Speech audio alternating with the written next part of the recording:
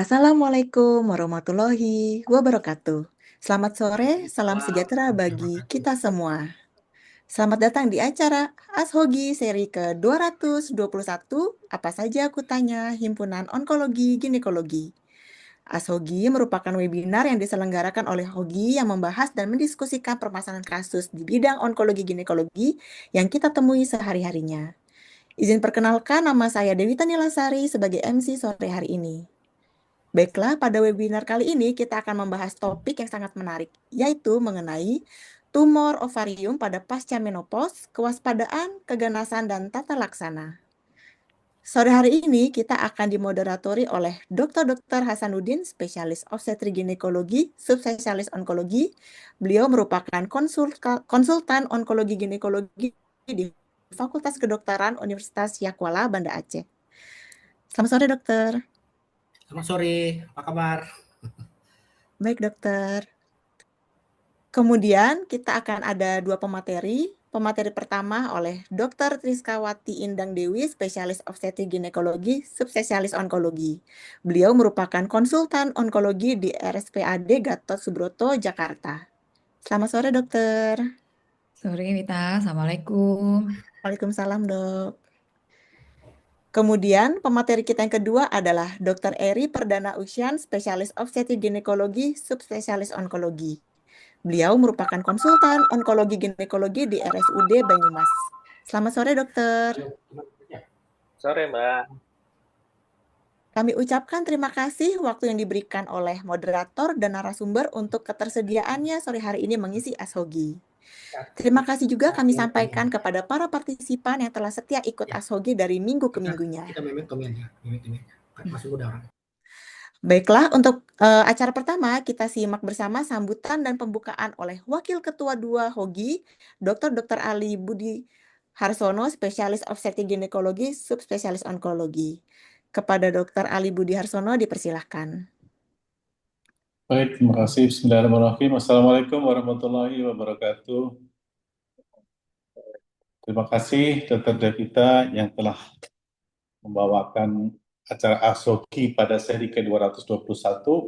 Ashogi saya kira adalah sesuatu yang ditunggu setiap hari Rabu, ya. Ini adalah bentuk dari persembahan kita dari Hogi.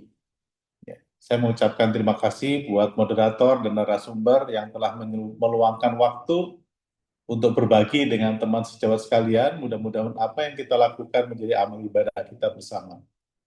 Tumor ovarium pada pasca menopause rasanya memang cukup menarik, meskipun sebetulnya tumor ovarium itu bisa terjadi pada semua kelompok usia wanita.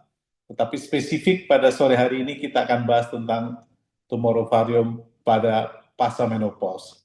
Rasanya narasumber nanti sudah bersiap-siap untuk berbagi pengalaman, berbagi keilmuan.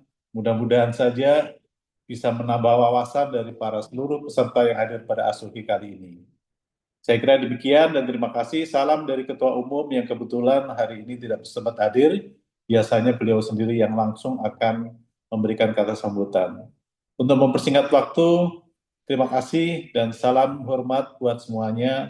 Selamat berdiskusi. Assalamualaikum warahmatullahi wabarakatuh. Waalaikumsalam warahmatullahi wabarakatuh. Terima kasih, dokter. Selanjutnya kita akan simak topik sore hari ini yang akan dimoderatori oleh Dr. Hasanuddin. Kepada Dr. Hasanuddin dipersilahkan.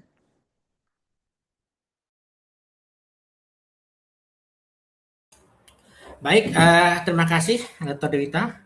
Bismillahirrahmanirrahim. Assalamualaikum warahmatullahi wabarakatuh. Jadi pada sore hari ini kita akan membahas mengenai tumor ovarium pada pasca menopause. Di sini kita ada dua pemateri. Yang pertama Dr. Triskawati Indang Dewi, SPOG, subspesialis onkologi dari Institusi RSPAD Gatot Subroto. Dan pemateri kedua akan disampaikan oleh Dr. Eri Perdana Usyan, SPOG, subspesialis onkologi dari Institusi RSUD Banyumas. Baik, untuk mencegah waktu, kami persilakan kepada pemateri pertama, yaitu Dr. Triskawati Indang Dewi, SPOG, subspesialis onkologi, untuk menyampaikan materinya. Silakan, Dok. Terima kasih Dr. Hasan. Assalamualaikum warahmatullahi wabarakatuh. Waalaikumsalam. Selamat sore. Eh, yang saya hormati guru-guru kita, profesor, kemudian sejawat senior dan sejawat sekalian. Kembali pada kesempatan ini kita membicarakan mengenai tumor ovarium. Beberapa pekan terakhir ini kita membicarakan tumor ovarium ya. Jadi mungkin nanti ada sedikit overlap yang kita bicarakan karena kita membahas tumor ovarium dari berbagai aspek. Dan pada saat ini kita memang menyoroti khususnya pada kondisi menopause dengan judul adalah eh, sekalian boleh share screen Dokter Hasan?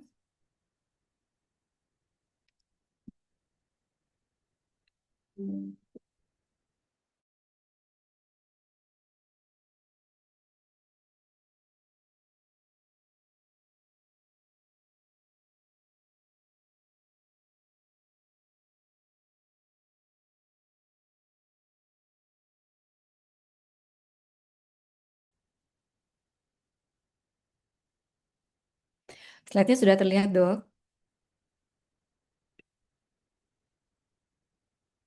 Eh, Baik, Sudah sangat kita ya, jadi topik kita kali ini adalah postmenopausal ovarian adnexal mass, awareness for malignancy and management. Jadi membicarakan mengenai masa tumor ovarium pada postmenopausal, kemudian kewaspadaan, tentunya mengenai diagnostik dan juga manajemennya.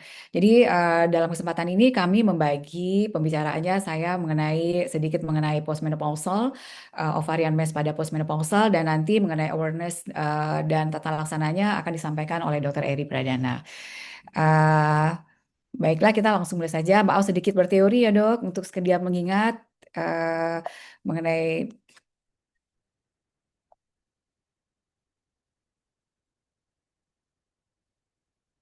ya, mengenai menopause ini menurut WHO sebagai definisi adalah menopause alami yang ditandai dengan berhentinya menstruasi akibat hilangnya aktivitas folikular ovarium yang secara klinis ditandai dengan berhentinya menstruasi selama 12 bulan berturut-turut tanpa adanya kondisi fisiologis atau patologis lain yang menyertainya.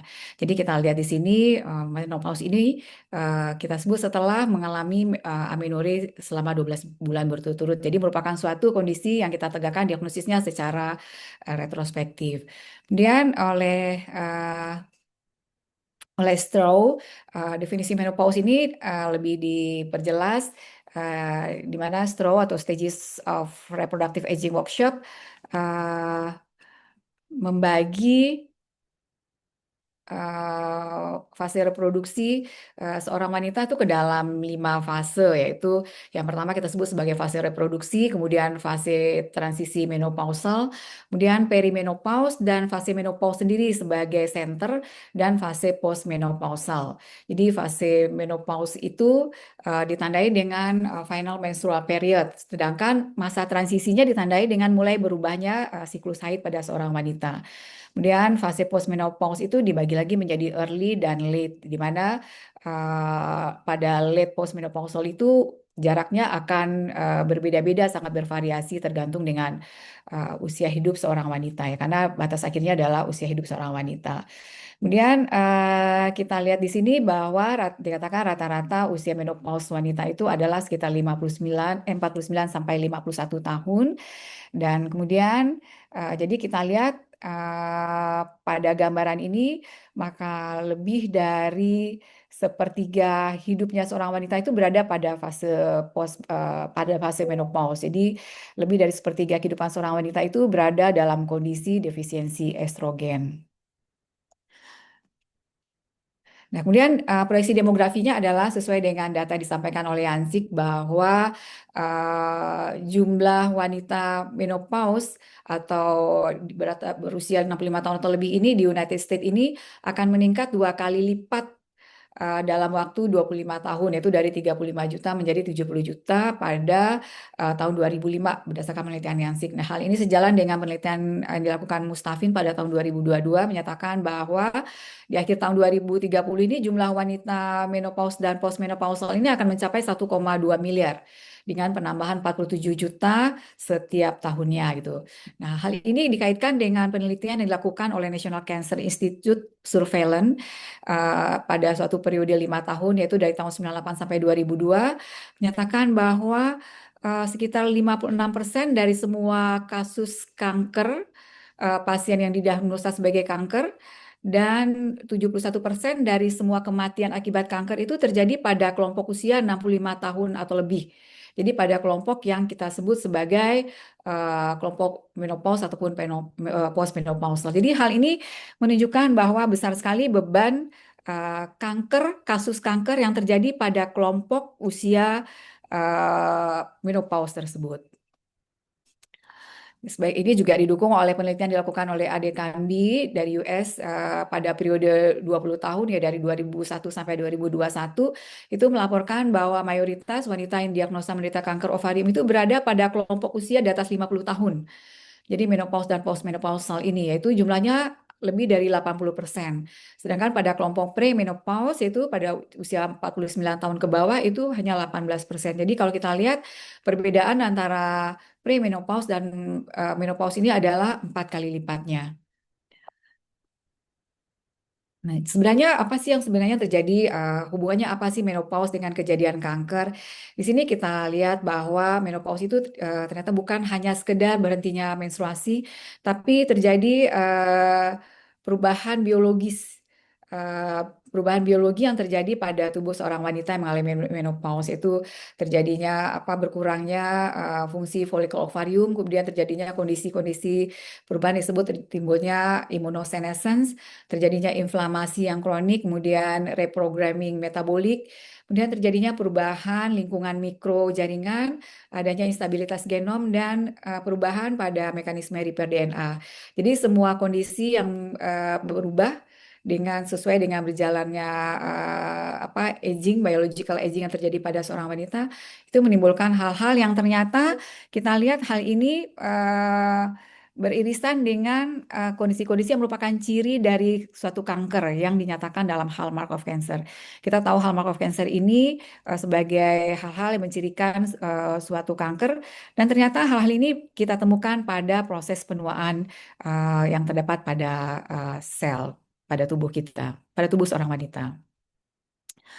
Nah, ini uraian-uraian aja bahwa tadi folikel ovarium yang sudah mulai berkurang, ada kondisi hipoestrogen, kemudian bagaimana terjadinya perkembangan ke arah kanker, kemudian juga sel-sel senescence yang dikatakan bahwa sel-sel yang seharusnya telah tidak berproliferasi, yang seharusnya merupakan mekanisme supresi dari suatu tumor, ternyata kemudian justru sel ini bersifat menghasilkan sesuatu yang kemudian menimbulkan proses inflamasi yang kemudian merupakan kondisi yang sangat permisif bagi tumbuhnya tumor. Kemudian juga ini perubahan lingkungan mikro yang juga merupakan kondisi-kondisi yang sangat permisif bagi pertumbuhan tumor. Jadi itu tadi kita lihat bagaimana suatu kondisi menopause, suatu proses aging yang terjadi yang mendukung terjadinya pembentukan tumor pada ovarium. Kemudian kalau kita lihat di sini pada kondisi postmenopause kita lihat dikatakan bahwa pada postmenopause sel ovarium itu masih terus memproduksi kista. Dikatakan populasinya itu mencapai 18% dalam populasinya. Tapi yang penting sekali di sini adalah bahwa 60-70% dari kista unilokular yang terdapat pada kelompok ini itu akan regres atau resolve secara spontan. Adapun karakteristik ovarian cyst pada postmenopausal itu adalah merepresentasikan suatu folikel ataupun kista inklusi pada epidermal permukaan ovarium atau kista paraovarian ataupun kista paratuba. Dan resiko malignansi yang menyertai lesi unilokuler dengan ukuran kurang dari 10 cm pada kelompok postmenopausal ini dikatakan risikonya sangat kecil, yaitu 0,1%. Jadi pada kondisi seperti ini, maka keputusan kita adalah melakukan tindakan manajemen konservatif. Dengan cukup kita melakukan sonografi serial dan juga pemeriksaan CA125 sebagai tindakan evaluasi. Kemudian sebenarnya yang apa saja menjadi problem pada adanya tumor ovarium pada kondisi postmenopausal ini. Kita lihat bahwa neoplasma ovarium ini angka kejadiannya cukup besar, yaitu sekitar 25% dari semua tumor pada genital organ wanita. Dan kondisi ini mencapai puncaknya pada kelompok early postmenopausal, yaitu pada kelompok usia 55 sampai 64 tahun. Jadi ini menunjukkan problem yang cukup besar pada kelompok postmenopausal. Dan juga karena kita melihat bahwa screening untuk malignan ovarian tumor ini sampai saat ini tidak ada screening yang direkomendasikan, dalam arti tidak ada screening yang kita lakukan pada kelompok populasi umum ataupun pada kelompok yang tanpa faktor risiko gitu. Dan padahal kita tahu bahwa diagnosis dini itu sangat penting untuk suatu tata laksana yang optimal. Tapi sekali lagi bahwa tidak ada algoritma yang dianggap paling optimal untuk melakukan suatu pemeriksaan tumor ovarium pada wanita. Tapi ada hal yang data yang kita punya yang bisa sedikit memberikan guidance bagi kita, yaitu temuan ultrasound untuk pengukuran ovarium pada wanita menopause. Suatu studi yang dilakukan oleh Andi DP dan kawan-kawan itu di Indonesia berhasil menemukan bahwa pada populasi Indonesia itu pada kelompok premenopause itu didapatkan bahwa volume ovarium itu berkisar dari 6,4 sampai 6,8 ml pada ovarium kiri dan 8,6 sampai 9,2 ml pada ovarium kanan. Kemudian pada kelompok menopause lebih dari 51 tahun, volume ovarium itu menurun secara signifikan mencapai 2,1 sampai 4,2 ml. Hal ini sejalan dengan penelitian dilakukan oleh Pavlik di USA pada tahun 2000 yang mengukur volume ovarium, mengatakan bahwa volume ovarium pada premenopause itu sekitar 20 cm kubik dan pada postmenopausal itu 10 cm kubik. Memang kita lihat sini angkanya berbeda yang didapatkan oleh Dr. Andi dan Pavlik, dan memang hal ini dikatakan dijelaskan oleh Dr. Andi bahwa perbedaan ini bisa diakibatkan karena perbedaan genetik pada kelompok populasi yang berbeda, mungkin juga karena perbedaan diet yang menyertai keseharian dari dua kelompok populasi yang berbeda. Tapi yang jelas dari gambaran ini kita bisa melihat bahwa adanya perubahan ukuran volume dari ovarium yang cukup signifikan pada kelompok menopause, sehingga mungkin ini bisa menjadi guidance bagi kita dalam melakukan pemeriksaan. Kemudian ini ada beberapa algoritma, ini diantaranya algoritma untuk diagnosis dan tata laksana. Mungkin ini nanti dibahas lebih dalam oleh Dr. Eri mengenai diagnosis dan tata laksana. Ini cuma menampilkan aja bahwa tetap ada algoritma yang bisa kita lakukan untuk tata laksana suatu tumor ovarium. Kemudian juga ini beberapa proses pengukuran, diantaranya RMI. RMI itu berkembang dari RMI 1 sampai 4 dengan beberapa komponen pengukuran. Kemudian juga ada yang kita kenal sebagai ORAS, juga ini ada beberapa kriteria. Kemudian juga masing-masing ORAS juga ada manajemennya. Kalau ORAS 1 manajemennya dan ini sekali lagi nanti Dr. Eri mungkin menjelaskan lebih lengkap. Kemudian juga sekarang kita mengenal ada IOTA. Perkembangan IOTA adalah kelompok International Ovarian Tumor Analysis dengan beberapa bentukan yang mereka persembahkan buat kita, memandu kita untuk melakukan diagnosis dalam hal menilai suatu tumor ovarium. Kemudian juga ini beberapa sensitivitas, ini beberapa penelitian.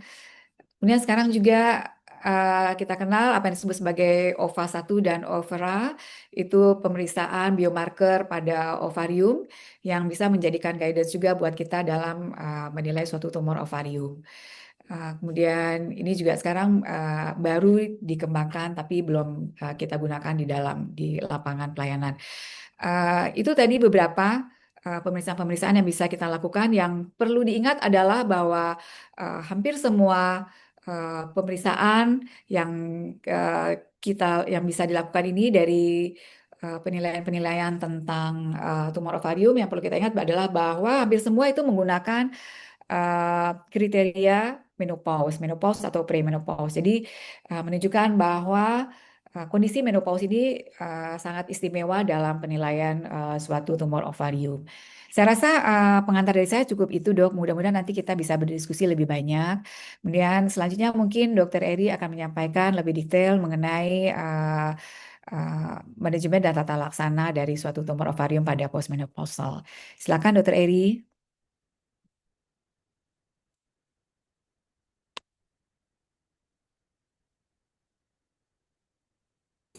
Ya, silakan Dr. Eri ya, melanjutkan. Mungkin nanti setelah nanti dua pemateri baru kita buka diskusi ya.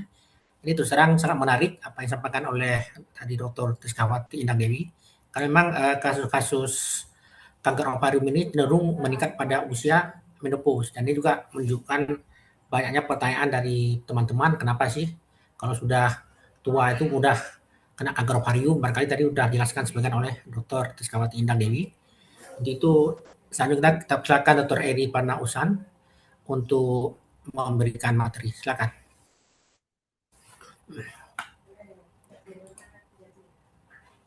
Oke, dokter, sudah bisa tampak ya PowerPoint saya, dokter?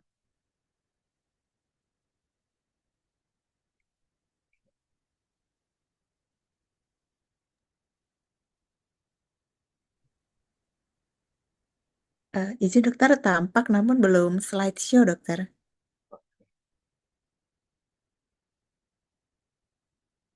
Oke. Jadi saya akan pembahasan tentang postmenopausal yang tadi sudah dari Dr. Indah sudah dijelaskan tadi tentang menopause, kemudian ovarium, kemudian saya akan membahas.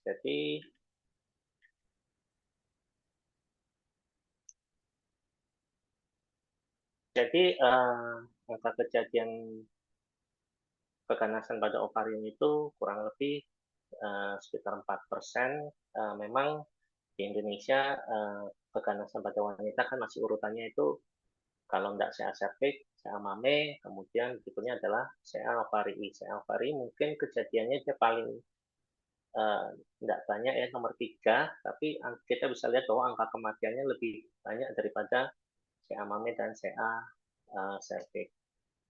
Kemudian tadi disampaikan juga median age-nya itu menopause itu dari 55, 64 dengan median age untuk terjadinya keganasan itu sekitar pada usia 63 tahun.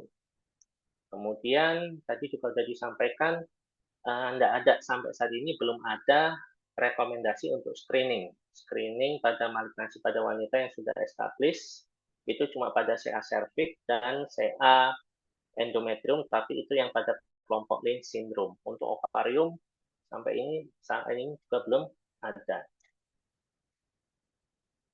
Tidak ada. Kemudian Salmas tadi disampaikan ketika wanita masuk usia menopause bukan berarti bahwa fungsi ovarium itu berhenti. Kemudian kalau dulu kita pikirkan bahwa kalau dia sudah berhenti maka harusnya semua organ kandungan, uterus, dia akan mulai susut.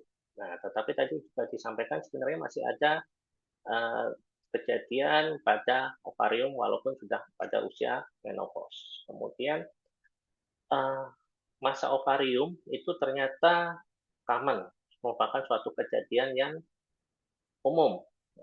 Dari RCOG disampaikan terjadi pada 3-17% pasien pada kelompok usia postmenopausal.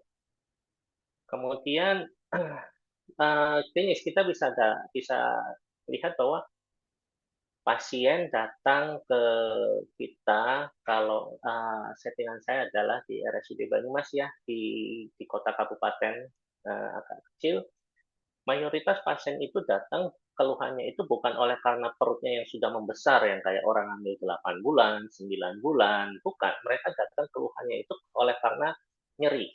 Nyerinya itu akibat tekanan dari masanya yang besar ke organ GI tract, ke pelvic floor, nyeri, gangguan susah BAB, susah BAK. Pada beberapa kasus mereka datang dalam kondisi shock karena masanya yang sudah ruptur.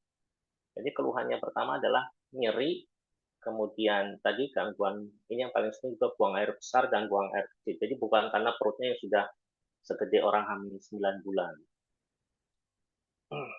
Kemudian goal penata laksanaan kita itu sebenarnya menentukan ini sebenarnya itu masa ovariumnya itu jinak ataukah ada risiko dia keganasan. Nanti konklusi dari manajemen kita ini adalah kita mungkin expectant management. Expectant management itu ya tadi dilihat saja, kontrol kalau ada keluhan nanti. Kalau tidak ada ya kita tidak perlu dilakukan follow up. Atau kita kategorikan pasien mungkin perlu kita surveillance. Surveillance itu artinya kita evaluasi pada beberapa waktu. Rekomendasi itu dari 4 sampai 6 bulan sekali. Kita bisa evaluasi dengan tumor marker dan pemeriksaan ultrasound. Ultrasound yang disarankan adalah ultrasound transvaginal. Ataukah kita masukkan pasiennya, ini pasiennya adalah kelompok risiko malignansi, sehingga perlu tindakan operatif, atau walaupun dia masuk kondisi kemungkinan dia jinak, pasien datang dengan kondisi terjadi risiko emergensi. Misalnya tadi yang paling sering adalah ruptur massa dari ovariumnya. Oke, ketika pasien datang ke kita dengan kondisi akut atau nyeri atau dengan kondisi hemodinamik yang tidak stabil, maka ya langkah kita pertama adalah dilakukan stabilisasi.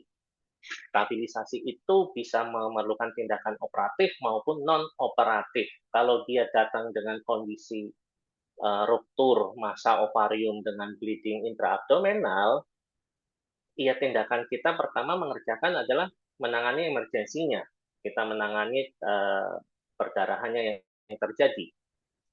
Kemudian dari pasien itu kita harus dapatkan dari anamnesia juga, dulu riwayat menstruasinya gimana? Apakah dia ada keluhan paling sering endometriosis, nyeri, dysmenorrhea, kemudian apakah dia ada demam itu juga menunjukkan mungkin sudah ada bagian kista yang ruptur sehingga menimbulkan iritasi di peritoneum.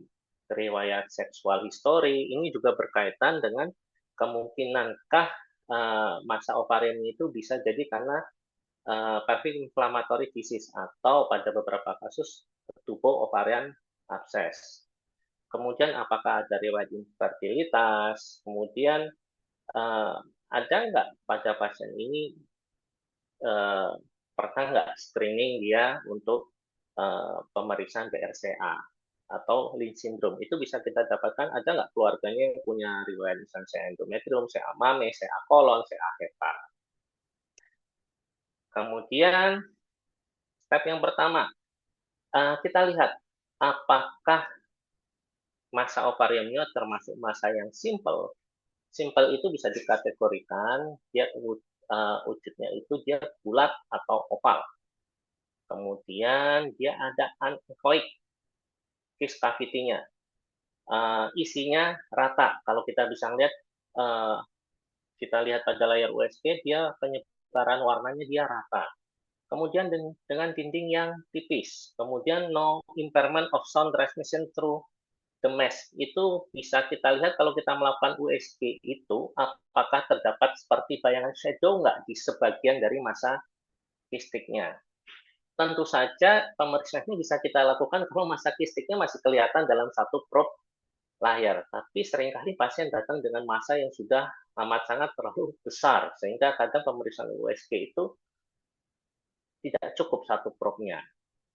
Kemudian apakah ada internal flow dengan color Doppler imaging. Jadi pada masa malignansi itu terjadi pertumbuhan pembuluh darah tetapi tidak dengan struktur yang baik. Sehingga apa yang terjadi? Pembuluh darahnya lebar namun flow-nya pelan. Jadi kita bisa lihat pembuluh darah yang lebar-lebar, kita bisa mengukur juga di situ dengan resistensi indeksnya. Kemudian dari beberapa penelitian disimpulkan bahwa simple aneksakis pada diameter 5 cm pada premenopause itu disampaikan dianggap adalah normal. Postmenopausal pada beberapa penelitian dibilang juga kurang dari 3 cm juga dibilang normal. Jadi kalau kita melihat ada massa pada pasien menopause, loh ovariumnya ini ada massanya 3 cm. Mungkin kita perlu ngecek yang lainnya dulu sehingga tidak perlu menjudge ini suatu risiko malignansi. Massa di bawah 10 cm juga risiko untuk terjadi torsi maupun ruptur juga angka kejadiannya juga kecil. Kemudian apa yang kita lakukan selanjutnya? Kita sudah USG. Next berikutnya kita pakai tumor marker. Tumor marker ada beberapa tumor marker yang bisa kita kerjakan. Cuma tumor marker yang paling mudah seperti di rumah sakit saya tipe B, Pemda, itu yang visible untuk kita kerjakan adalah CA125. Ada beberapa tumor marker lagi, ada misalnya HE4. Cuma HE4 visible dikerjakan, cuma tidak bisa dikerjakan karena belum masuk dengan BPJS. Tapi CA125 sudah bisa kita kerjakan. Kemudian buat teman-teman juga laboratorium swasta juga sudah banyak yang bisa mengerjakan CA125 dan harganya juga sudah mulai terjangkau. Kapan kita kerjakan CA125? Apakah semua pasien postmenopause dicek CA125? Enggak. Kita USG dulu. Kalau kita temukan massa, baru kita follow up dengan CA125. Kalau kita tidak menemukan massa, ya tidak ada gunanya kita kerjakan CA125. Yang perlu dipertimbangkan CA125 itu pathway-nya adalah pathway inflamatorik. Jadi pada semua pasien dengan inflamatori, misalnya pasien laki-laki dengan TB paru aktif pun, kalau dicek CA125 pun pasti akan CA125-nya tinggi. Jadi USG, kemudian ada massa, cek CA125.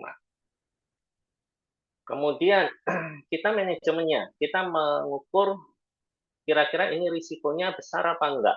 Ada risiko malignansi enggak? Tadi disampaikan juga pilihannya banyak. Ada IOTA, RMI, RMI1, Roma, HE4, Agnex model, OVA.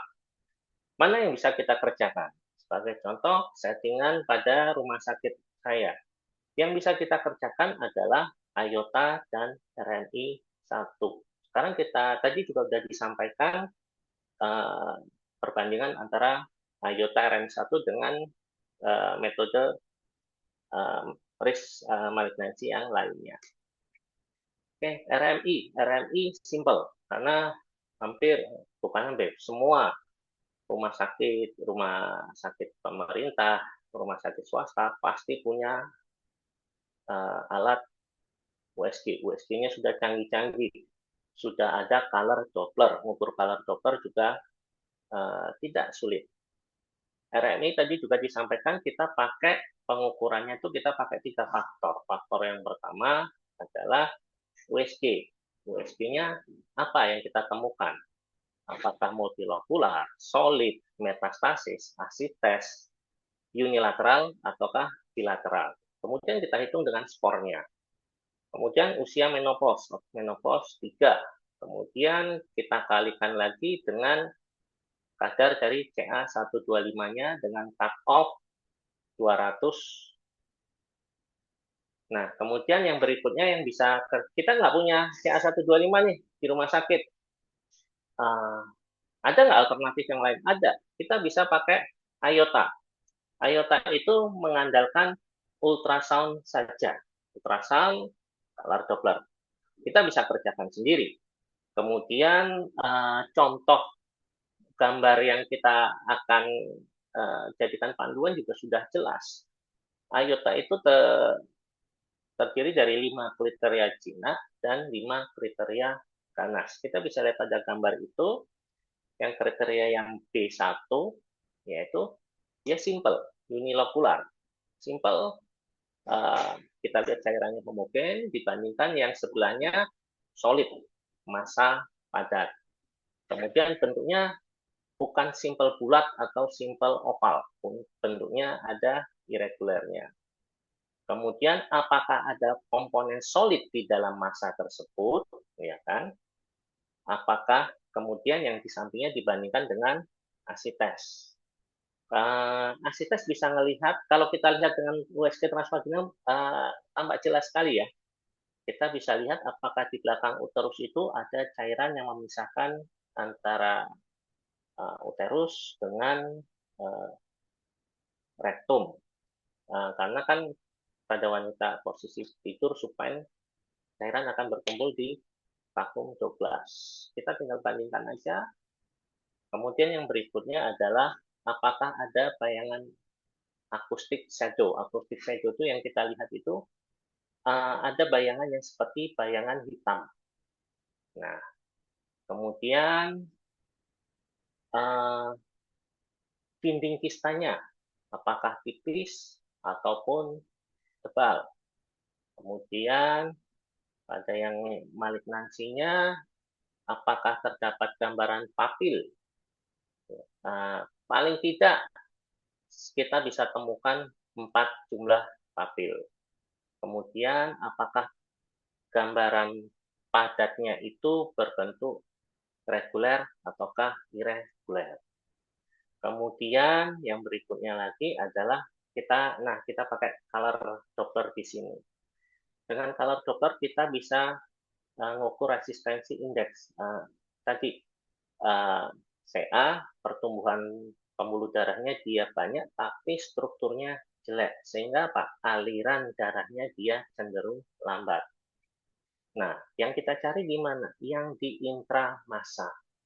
Resistensi indeksnya itu referensinya adalah 0,4. Cut off-nya di 0,4. Jadi lebih rendah, risiko malignansinya dia lebih besar. Nah, ini adalah contoh dari color Dopplernya. Kita bisa melihat bahwa ada pembuluh darah pada intramassa. Kita bisa lihat juga massanya dengan septum yang irregular, kemudian ada padat di bagian dalamnya. Kalau kita melihat gambaran seperti ini, itu hampir amat sangat jarang sekali dalam bentuk merupakan suatu massa yang jinak. Kemudian yang berikutnya Adnex model. Adnex model ini dia lebih canggih, dia bisa prediksi risiko keganasan, prediksi penyebaran, kemudian sampai invasif, bahkan bisa prediksi ke arah survivalnya. Adnex itu berhubungan dengan age, umur, PA125. Nah, ini tipe center yang kita berada mengerjakan pasien ini, kemudian ultrasound. Cuma untuk mendapatkan nilai Adnex ini, hitungan logaritmanya itu masih online. Kemarin kita ngecek itu langganannya sekitar 20 euro per bulan. Jadi bagi saya ini tidak visible dikerjakan. Kemudian tadi yang visible buat saya kerjakan adalah RMI dan IOTA. So, kita mau kerjakan yang mana gitu kan? Mana yang lebih baik, RMI ataukah IOTA? Ini adalah referensi dari Wiley, di mana komparasi dari dua metode tadi, itu disimpulkan bahwa sensitivitas dan spesifisitas IOTA sedikit lebih baik dibandingkan dengan RMI 1 dan RMI 2. So, kita bisa melakukan risk malignansi dengan USG saja. Kita bisa ekskludkan kalau teman-teman sejawat kesulitan untuk melakukan pemeriksaan CA125. IOTA, USG, cukup. Kemudian Nah, ini tadi disimpulkan, IOTA lebih baik daripada RMI. Akan tetapi, ada note tuh di bawah itu. 20% dari IOTA result inconclusive dan needed expert consultation. Artinya, dibutuhkan pengalaman. Tapi pengalaman itu bisa kita dapatkan sambil kita berjalan mengelola pasien. Kita bisa konsultasi dengan teman sejawat, kita bisa berkonsultasi dengan sejawat radiologi untuk konfirmasi dari hasil USG kita. Artinya kalau kita sering mengerjakan, lama-lama maka skill kita akan lebih baik. Kemudian tadi disampaikan ada beberapa lain, OPA 1 lah versus OPA 2 ya, atau OPERA. OPA 1 lebih baik, kemudian Roma. Nah, ini kita sering juga dengar Roma. Roma itu algoritmanya itu dengan HE4 dan kembali lagi algoritmanya itu hitung-hitungannya tertutup. Itu bisa kita cek dengan aplikasi online ya. Roma 4 atau HE saja atau CA125 saja. Hasilnya hampir sama dibandingkan dengan versus HE4 atau CA125 saja. Kemudian kalau kita kombinasikan antara HE4 dan CA125 ternyata tidak menimbulkan perbedaan yang bermakna. So, hampir tidak berbeda. Kemudian ini ada suatu rekomendasi yang sudah established juga. Ini rekomendasi ini update-nya di Desember 2025 kemarin. Jadi baru banget nih. Oke, jika Anda menemui seorang pasien post-menopause dengan masa adnexa, dengan keluhan, tentukan dulu keluhannya emergensi ataukah tidak emergensi. Kalau emergensi, tertangani emergensinya. Emergensinya tadi bisa karena ruptur, perdarahan, ataupun torsi massa. Jika tidak emergensi, apa yang kita lakukan berikutnya? Setelah pemeriksaan fisik, kita lakukan USG. Jika di USG ada massa, kita lakukan pemeriksaan CA125. Kemudian kita kalkulasi RMI 1. Kalau RMI 1-nya lebih dari 200, berarti ini pasien dengan risiko ke arah malignansi. So, apa yang dikerjakan? Jika ada perlu referensi ke ginekologi onkologi karena untuk mengerjakannya perlu dilakukan pendekatan tim, melihat apakah ada keterlibatan organ yang lain atau tidak. Oke, kalau di bawah 200 ya kan, low risk nih untuk malignansi. So, apa gitu kan? Kalau pasiennya asimptomatik ya kan, pasiennya simptomatik dengan keluhan, dok ada nyeri, dok ada gangguan buang air besar, kemudian diameternya lebih dari 5 cm, multilateral, bilateral, pertimbangkan untuk pengangkatan massa kistik, biasanya bilateral. Kenapa? Karena yang simptomatiknya itu karena ya tadi penekanan dari GI tract, kemudian mungkin ada bagian yang ruptur sehingga terjadi iritasi pada peritoneum, atau yang paling sering torsi. Kemudian jika pasiennya asimptomatik, simple case 3 cm sampai 5 cm, unilateral, apa berikutnya kita kerjakan? Konservatif manajemen. Konservatif dengan cara apa? Kita periksa ulang aja pasiennya 4 atau sampai 6 bulan sekali. Apa yang kita kerjakan? Ultrasound transvaginal atau transabdominal dengan CA125. Jika dia menghilang, ya sudah, tadi tidak perlu follow up lebih lanjut.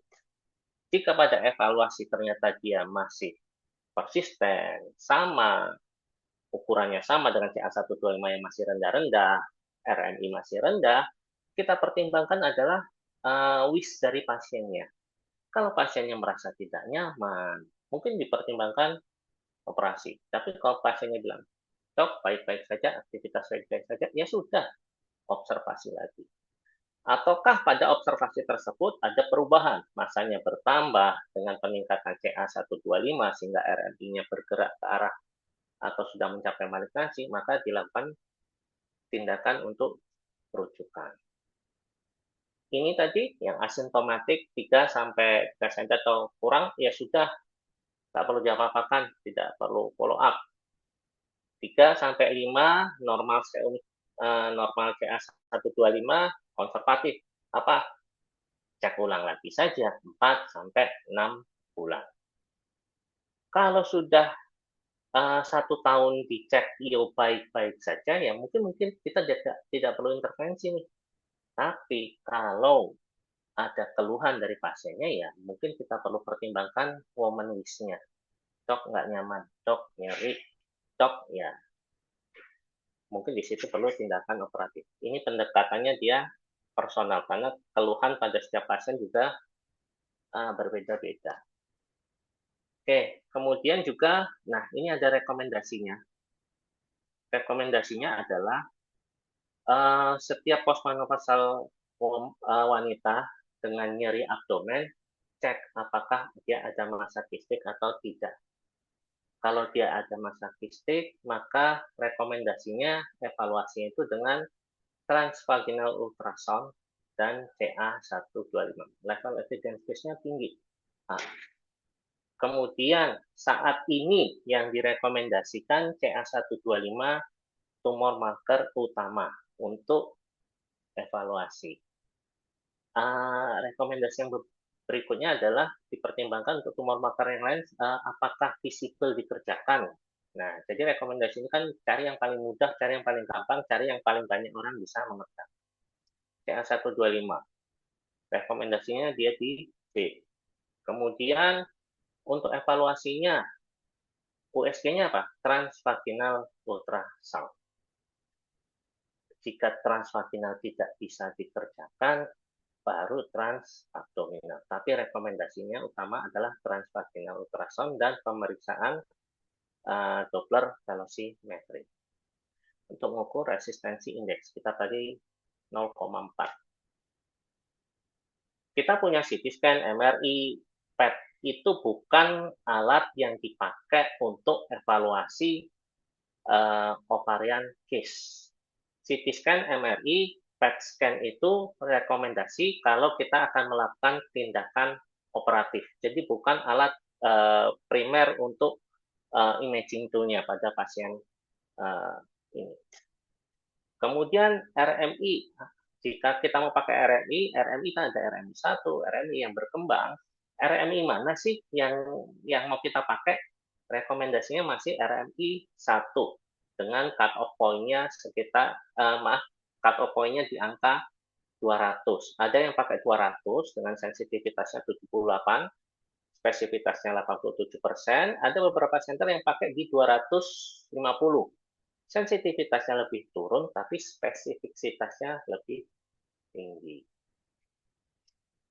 Oke, tadi, kalau pasien datang, kita lakukan pemeriksaan emergensi atau tidak emergensi, keluhannya apa, kemudian kita lakukan transvaginal atau transabdominal ultrasound. Kalau kita temukan massa, kita cek tumor marker. Kemudian setelah cek tumor marker, kita hitung risk malignancy index. Kita mau pakai iota atau kita mau pakai RMI 1, dua-duanya bisa. Kemudian baru kita melakukan decision. Ini pasien mau kita konservatif, evaluasi, apakah butuh operatif, ataukah ini pasien harus dirujuk. Oke, kurang lebih itu presentasi saya. Kemudian ini ada juga tipan untuk teman-teman yang berminat untuk diskusi lebih lanjut, nanti sejawat bisa kita berjumpa di Inasmit Malang. Terima kasih, dokter. Baik, terima kasih Dr. Eri Perdana. Jadi cukup menarik ya apa yang telah disampaikan oleh kedua pemateri, baik oleh Dr. Indang Dewi maupun oleh Dr. Eri Perdana ya. Karena memang kasus kanker ovarium pada menopause ini menarik ya. Karena memang kasusnya cukup banyak. Di Aceh sendiri hampir 50% pasien kanker ovarium itu memang datang dengan usia 50 ke atas. Ya. Jadi agak miris kita melihat bahwa pasien-pasien dengan usia menopause ya, dengan daya tahan tubuh yang juga sudah lemah, dia kena kanker. Problemnya adalah setelah dilakukan operasi, dilakukan kemoterapi itu hampir selalu bermasalah dengan kemoterapinya. Ya. Jadi tubuhnya tidak tahan terhadap kemoterapi. Kita buka diskusi ya, barangkali ini pesertanya alhamdulillah cukup banyak ya, ada 79 peserta ya. Barangkali bagi yang ingin bertanya bisa langsung mengajukan pertanyaan kepada kedua pemateri, baik itu Dr. Inang Dewi maupun Dr. Eri Perdana. Ya. Kepada yang ingin bertanya disilahkan. Bisa juga melalui teks atau melalui ya, bisa bisa bertanya langsung atau melalui teks, silakan.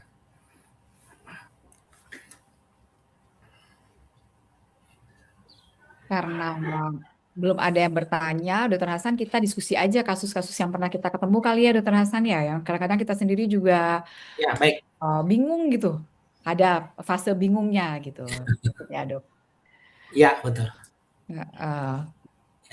Saya pernah ketemu, Dok, curhat sedikit aja, Dok. Saya pernah ketemu pasien usianya 80 tahun. Kemudian keluhannya itu nggak terlalu jelas. Ada nyeri tapi nggak terlalu nyeri juga gitu. Tapi kemudian memeriksakan diri ditemukan kista ovarium ukurannya 12 cm. Memang gambarannya seolah seperti kista serosum atau kista folikel gitu. Di situ tuh mau agak sedikit ada perasaan ya agak ragu-ragu gitu, Dok. Gimana ya, mau dioperasi nggak ya gitu. Karena pasien sendiri juga kesannya antara menyerahkan kepada dokter keputusannya atau juga kesannya seolah-olah uh, takut kalau terjadi sesuatu gitu. Nah, jadi ini merupakan apa ya, tantangan juga nih ya, Dok, buat kita gitu loh, bagaimana memutuskannya gitu, memberikan keyakinan pada pasien gitu. Itu, Dok, pengalaman yang pernah kami temui. Kemudian memang pasien kemudian kita inform concern untuk dilakukan konservatif manajemen aja. Nah, tapi kemudian ternyata pasien itu menghilang gitu. Jadi justru kemudian menjadi pikiran bagi kita, gitu. Aduh, gimana ya pasien itu selanjutnya gitu loh. Jadi itu hal-hal yang sering kita temui gitu, Dok. Dilakukan operasi kita ragu, nggak dilakukan operasi, kita takut juga pasiennya menghilang gitu. Dok, kira-kira, Dok, pengalaman yang pernah terjadi. Mungkin Dokter Eri juga sering kali ketemu di tempat tugas hal-hal yang abu-abu gitu, Dok. Oke. Sering sekali, Dokter. Apalagi kalau pasien-pasien pada usia lanjut itu komorbidnya banyak ya, Dokter. Jadi kita mau operasi itu kan tidak mudah untuk melakukan operasi. Bisa saja setelah tindakan kita itu terjadi pemberatan oleh karena komorbidnya diabetes mellitus, UTM, gangguan jantung, gangguan paru. Jadi amat sangat berat untuk dikerjakan juga belum tentu benar, nggak dikerjakan juga mungkin juga tidak akan benar. Kemudian kalau saya karena daerah saya perifer saya ke desa, Dokter, biasanya kadang mayoritas datang ukurannya udah nggak nanggung-nanggung, Dokter, kayak orang gemeli gitu, Dokter. Segede-gede itu, Dokter. Jadi ya akhirnya mau nggak mau ya harus dieksekusi dengan segala pemberatnya.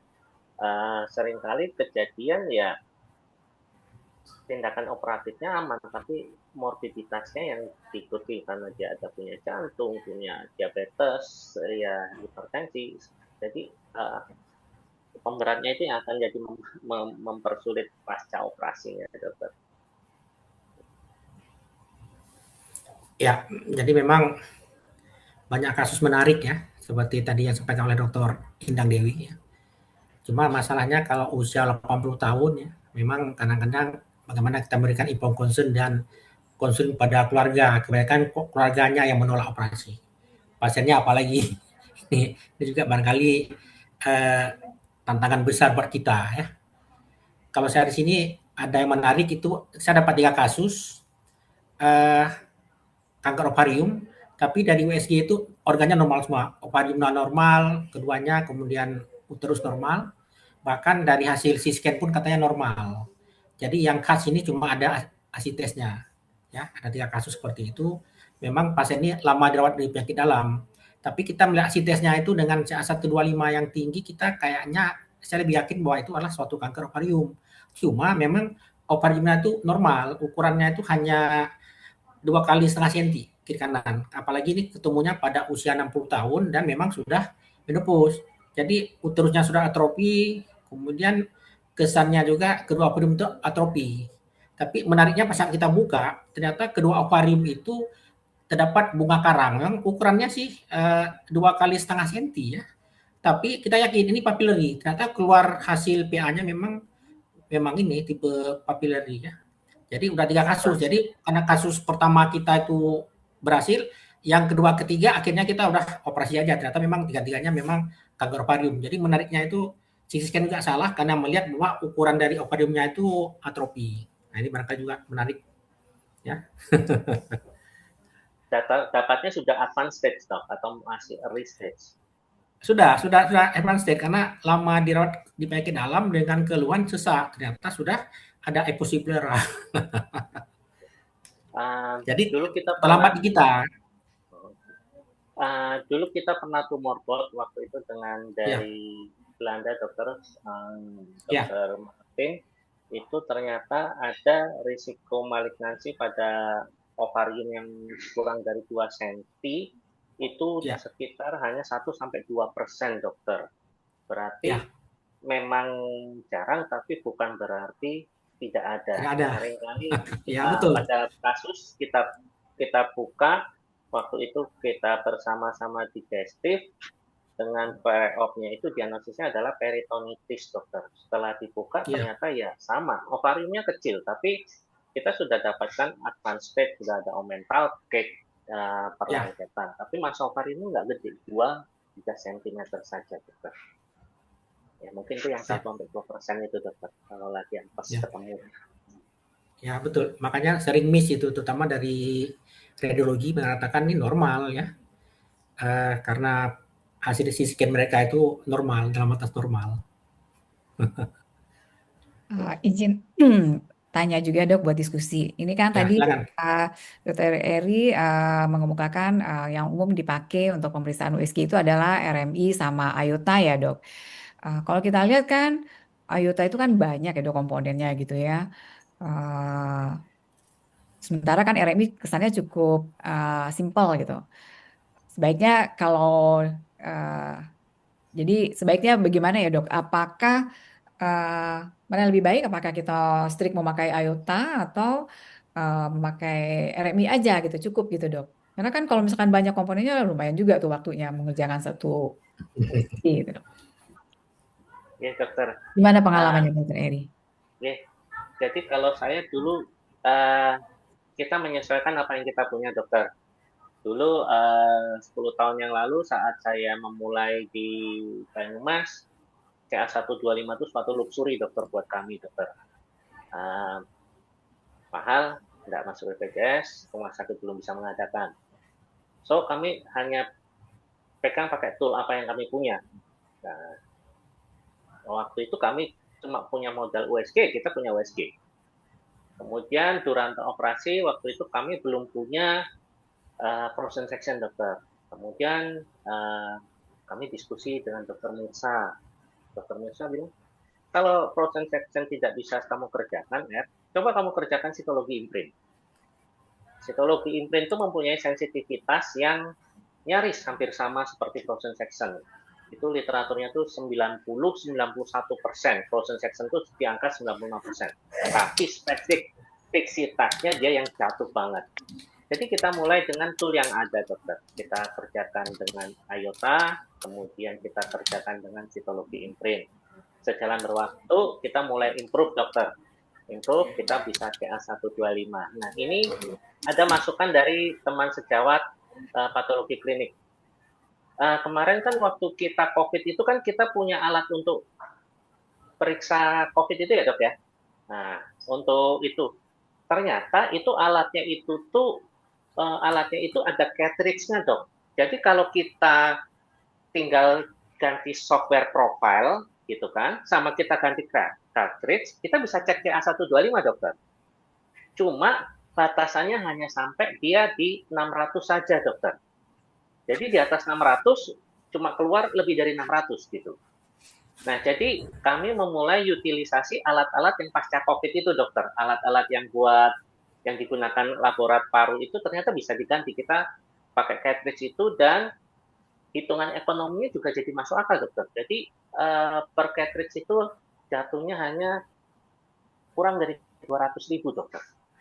Jadi kita sudah mulai utilisasi itu. Nah, kemudian kita naik, akhirnya kita juga sudah bisa cek CA125 yang ELISA. Kan standarnya ELISA dokter. Jadi kembali lagi, kita punya apa sih? Kalau yang bisa kita punya ya kita utilisasi maksimal saja. Kita nggak bisa cek CA125, kita utilisasi aja USG. USG saya yakin semua sudah bagus-bagus semua dokter. Nah, puskesmas saja kemarin bantuan USG-nya, wah canggih-canggih banget dokter. Sudah ada color Doppler, sejawat peto aja, USG aja bisa USG di itu. Jadi kita kembalikan, kita utilisasi apa yang kita punya dokter. Ya, saya kira saya setuju ya. Artinya kembali kepada kita daerah ya, apa yang barangkali kita punya itu yang kita maksimalkan ya. Sebagai contoh saya di Aceh sendiri, di mana di daerah-daerah terutama kabupaten-kabupaten yang memang belum ada dokter onkologinya, kita mengajarin teman-teman SPG di sana untuk mudahnya itu mereka cukup memakai Gatot Score ya. Kalau nanti udah tinggi nanti pasiennya kirim ke gue gitu. Jadi kita udah ngajarin mereka untuk memakai Gatot Score ya. Jadi begitu tinggi mereka akan rujuk ke kita. Barangkali itu yang mudah buat mereka. Ya. Ini tanpa terasa ya sudah lewat 4 menit ya. Mungkin karena tidak ada yang bertanya ya. Saya ucapkan terima kasih banyak kepada Ketua Pemateri ya, kepada Dr. Tiskawati Indang Dewi SPG Subspesialis Onkologi, Dr. Eri Prana Usan SPG Subspesialis Onkologi ya. Usahanya waktu saya kembalikan kepada Dr. Dewita Nilasari SPG. Terima kasih dok.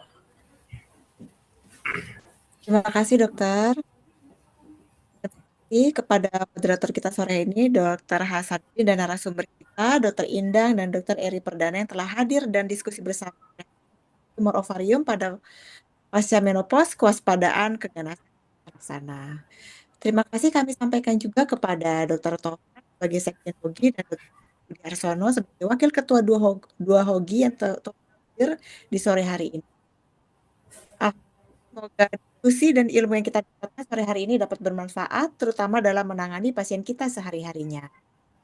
Selanjutnya kami ingin mengumumkan acara yang dapat kita hadiri tahun ini, yaitu mohon panitia menampilkan INAC 2026 From Research to Clinical Impact, Future of Gynecology Oncology. Acara akan diselenggarakan pada tanggal 6 hingga 8 Desember 2026 di Kota. Hampir dokter di Malang. Tidak terasa saat ini kita berada di akhir rangkaian ASHOGI ke seri 221. Ingin mengingatkan para peserta agar menyelesaikan pembelajaran di akun Pelataran Sehat yang dapat diakses hingga hari Jumat. Bagi yang terlewat yang ingin menyimak kembali, maka ASHOGI kali ini dapat diakses akun ASHOGI di YouTube. Terima kasih juga kami untuk para peserta dan partisipan, para guru besar, konsulan, dan para guru kami yang telah ikut serta ASHOGI kali ini. Izin kami mengingat peserta dalam ASHOGI seri ke-222 karena dengan topik yang tak kalah menarik yaitu tumor borderline ovarium antara jinak dan ganas, bagaimana mengobati. Mewakili panitia, kami berterima sebesar-besarnya jika ada kekurangan selama berlangsungnya ASHOGI kali ini. Assalamualaikum warahmatullahi wabarakatuh. Terima kasih dokter. Waalaikumsalam. Waalaikumsalam warahmatullahi wabarakatuh. Terima kasih Dr. Indah. Waalaikumsalam warahmatullahi wabarakatuh. Selamat ini beristirahat Dr. Hasanuddin. Terima kasih Dr. Indah, Dr. Eri. Terima kasih. Dr. Budi ya. Sampai ketemu. Dr. Ali Budi. Terima kasih semuanya. Terima kasih semuanya. Ya. Mohon izin live ya. Assalamualaikum warahmatullahi wabarakatuh. Waalaikumsalam warahmatullahi wabarakatuh.